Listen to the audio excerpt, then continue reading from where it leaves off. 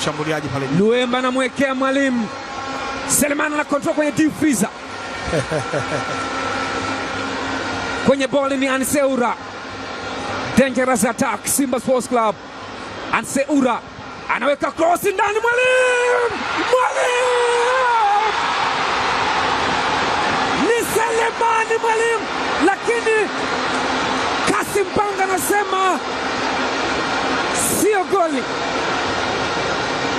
Djigui Diarra amekwenda kumfuata Selemani, Mwalimu anamfuata, watu wanalalamika. Sasa msikilize nani hapa? Djigui Diarra yuko pale, Selemani Mwalimu yuko pale, wote wanalalamika.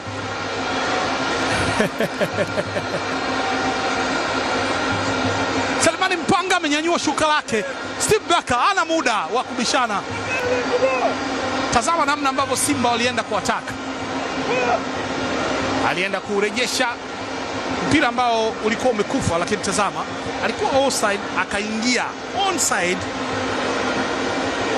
Kaluka kaukosa, akaucheza ukaenda kwenye net, lakini mwamuzi msaidizi akaenda kusema kwamba tayari alikuwa amejenga kibanda. Amenyanyua shuka lake hapa.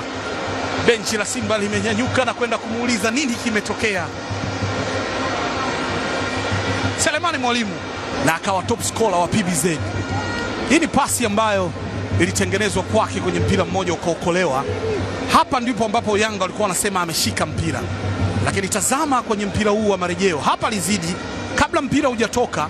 Ukimtazama hakukuwa na offside, akapiga kichwa rebound akaja akamalizia. Inawezekana kuna sababu nyingine, lakini si sababu ya offside kwa kile ambacho kimeonekana pale kwa faida ya picha marejeo. Lakini mpira wa kwanza ambao Djigui Diarra ulimfanya aende kwa referee kulalamika ni namna ambavyo aliuua mpira kwenye kifua kwa mara ya kwanza, kwamba alizuia na mkono. Ndicho ambacho walikuwa wanalalamika Djigui Diarra kwa sababu